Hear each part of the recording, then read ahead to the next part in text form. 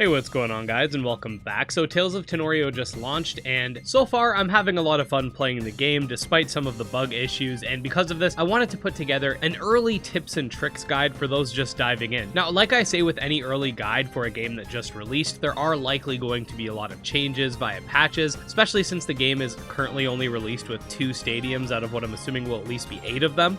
So in the far future, some of these tips and pieces of information might end up being outdated, but for now, here are some really quick pieces of information you should probably keep in mind while playing the game.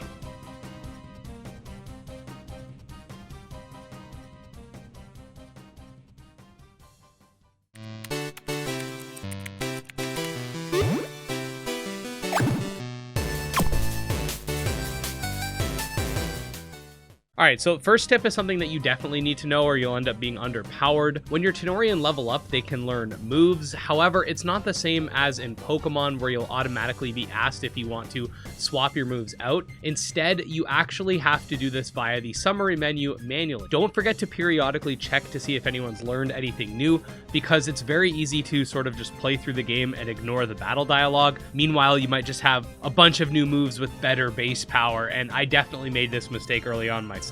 Our next tip has to do with a system that is currently bugged, that being the overworld encounters. I've seen points in the game where even random encounters are bugged as well, so you might not see anything in the overworld when you enter a route, and maybe even when going through the grass, nothing spawns. Simply just restart your game and try going back to the area once booting up again. Oftentimes this will fix it for whatever reason. But yeah, if you're going through an area and nothing's popping up, give it a reset. That should fix that issue. Now, on the topic of weird things, let's just talk about this guy. I'm not sure if this is a bug or it's just supposed to have an extremely low capture rate to the point where people have claimed to throw over 100 Tano cans at it, but avoid trying to catch this guy early on without any sort of upgraded Tano can. It's not even super rare or powerful from what I could tell. It just has a horrible capture rate, and I actually ended up wasting tons of my resources on this guy until he eventually just knocked me out. So yeah, when you get to the waterfall area, don't worry too much about capturing this guy until you get better cans. Now, while we're on the topic of capturing stuff, you might also want to make sure that you're catching as many monsters as you can. This will help fill out your Tanopedia, which will have the side effect of giving you Tamer XP, which in turn will level your character up, which will allow you to find more items in shops, and in a future update will net you item rewards. There is also the mission tab, which should give you information. However, as of the time of putting this video together, it's also bugged, so you can't really see anything when going through that menu. But there's a plethora of different things you can do to increase your Tamer level, so when it's fixed, I'll make sure to make a guide going over it. Another cool feature of this game, which I think more monster taming games should do, and I'm not really sure why they don't, is that you can just rebattle trainers over and over again. One of you guys, while I was playing, suggested for me to rebattle this guy specifically because he gives you like almost $2,000 each time you beat him and only has 1 monster. But if you're looking to get more XP or just more money in general, you can literally just talk to enemy trainers that you've defeated, get some money, win your battle or whatever, and just keep doing it over and over again. You don't even have to respawn in the area or anything like that.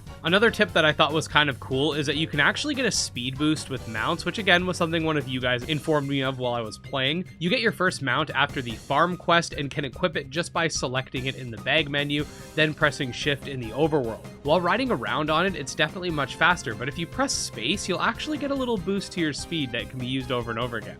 It's not something too crazy, but there's not really a prompt for it, so probably something you should know as well. If you're really looking to skip areas or move fast, you can also literally just climb on top of trainers in order to avoid them. A lot of these trainers can be avoided by simply walking behind them, but even the ones that are kind of like shoved into the little nooks and crannies can simply be climbed on top of and run over in order to progress faster. This might be useful for speed runs, or if you just don't want to get into any battles because you don't have any potions and your team is low on health and you want to get to the next area. Another thing you're going to want to keep your mind on as well, and also relates to bug, which I know a lot of these points do. The game's got a lot of bugs despite being fun, and it's still important to know how to get around them. But anyways, this has to do with one of the settings. If you find yourself randomly falling into a void or getting stuck somewhere where you can't escape, if you go to the pause menu and select settings, you can actually select the Get Unstuck option, which will bring you to the last checkpoint, thus saving you and allowing you to continue.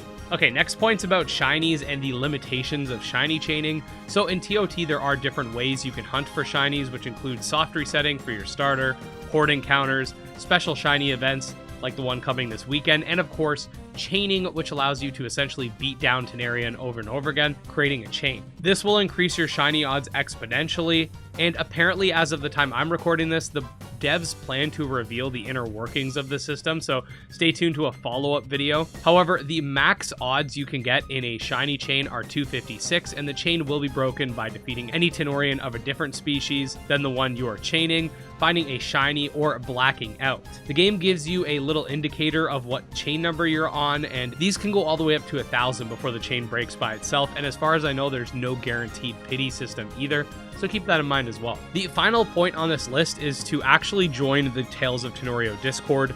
Now, before you say that's a cop-out, just hear me out. Every time there's a major bug, a server shutdown, or any news about the game, it's always posted there, and by following their news channel, you're going to know about shutdowns before they happen, since there's no in-game prompt regarding that, so you can kind of plan accordingly. Usually when they shut down the server, it's not too long, and the launch has definitely been a lot more smooth in terms of server stuff than something like Temtem was, but nevertheless, there's nothing more annoying than being in the middle of playing and just getting booted out of the game. The server itself does get a little bit crazy. It will be linked below, by the way. But if you're just like me and are only really utilizing it to keep up on the latest news and stuff, you will be able to figure out what's going on if maybe there's something crazy happening and there's no in-game information about it.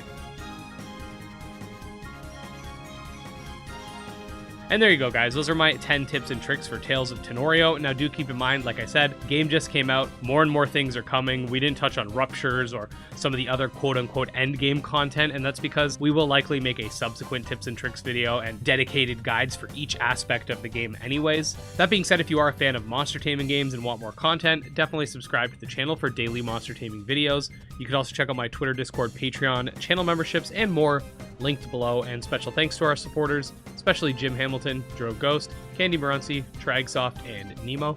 And we'll see you next time. Peace.